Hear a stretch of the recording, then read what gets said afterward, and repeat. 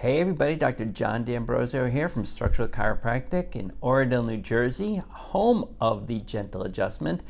And I just want to talk to you for a couple of minutes about something. It's not truly chiropractic related, but it has a big impact in my office. And a friend of mine had mentioned it today, so I just wanted to bring it up. And that's listening. And I think listening is really a lost art. A lot of people tend to not really listen when they're in a conversation. They're too busy formulating what they want to say next, and they're just waiting for a pause so they can interject. And I think that's a huge loss for both parties involved, because listening, some people call it active listening, but you're actually engaged. You're caring about what the person is saying. You're taking it in, and then you could then sculpt the response after that. But if you're just listening for the sake of waiting to interject, you're losing the whole aspect of communication and building a relationship. And a lot of times, more often than not, I'll conduct an exam with a patient, and they will tell me at the end that they felt this was the most thorough exam they've ever had. They really felt heard, that they never felt comfortable enough walking out of a doctor's office where they felt like the doctor actually knew what was going on. The doctor never took the time to really hear them. And that goes a really long way. And it surprised me the first time I heard that. Now I'm pretty used to hearing it. But initially it was a shock to me, because I just thought, you're in a consult, you're in an exam, you're asking questions, you're getting feedback.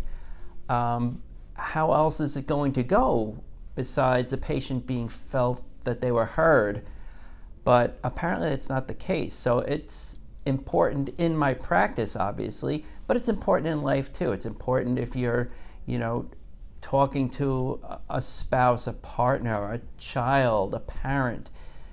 Everybody wants to be heard. I know one of the sayings, it's very common in marketing, is everybody's favorite thing is to hear their name. I'm not sure. I don't really do that all that often. I'm not talking to somebody and say, "Oh, Susan, yes, oh, Susan, great to see you." I'm very casual. I don't really use names, but I make sure I always listen. So for me, the biggest aspect of any relationship or any office visit is to be a listener, be present, be there.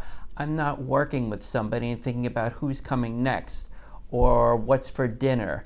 I'm focusing 100% on that person while they're there, so I could really understand what's going on, because healing is not just physical. Healing is emotional. Healing is being heard, feeling like you're being heard.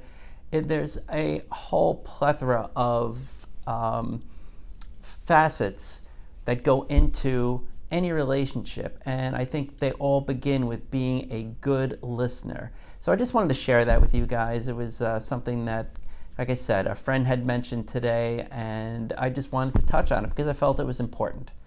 So hopefully that was helpful for you. It kind of opens your eyes to, listen. And listening is not just listening when you're sitting there talking to somebody. It can also be through a text. It can be through a post that you read, an email.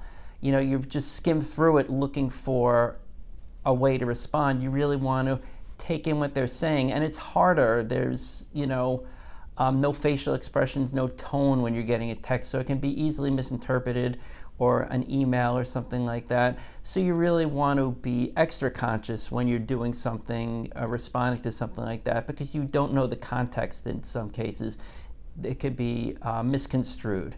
So on that note, I just want to wish you a wonderful day and hope you found this helpful.